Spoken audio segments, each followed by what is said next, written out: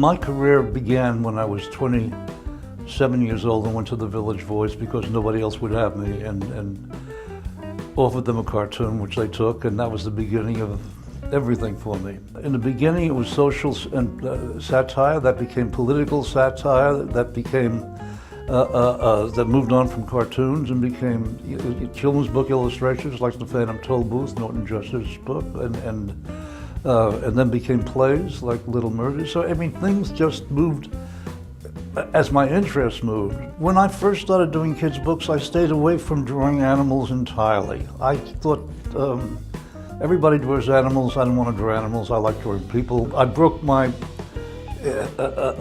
resolve against doing animals, and I started having a lot of fun doing animals. I came up with the story of George, a dog who didn't know how to bark. I did a story about a dog without a tail for my daughter Kate, who writes wonderful children's books, and she has an Australian shepherd dog. They don't have tails, and so this was Henry the dog without a tail, and she filled the story, to my regret, with Henry's friends, who every conceivable dog you'd know, and all breeds.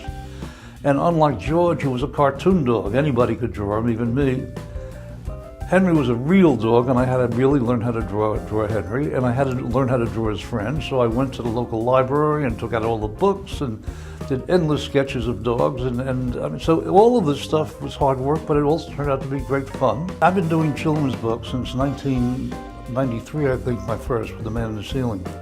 And for years, I've tried to figure out a way of adapting a dancer figure. I said, well, wait a minute, it's a kid's book, you have animals, what about a dancing animal? And then I thought of, and I have a history with cats, who I love, so I thought I would do a dancing cat story.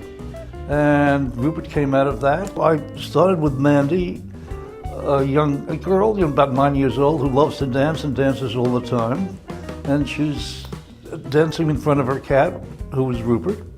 And then it occurred to me that after she stops dancing and goes to bed at night, it's Rupert's turn to dance. I must say I've learned more out of illustrating kids' books, just in terms of forcing myself to, this text forced me to do things that were way beyond what I thought was my field of interest.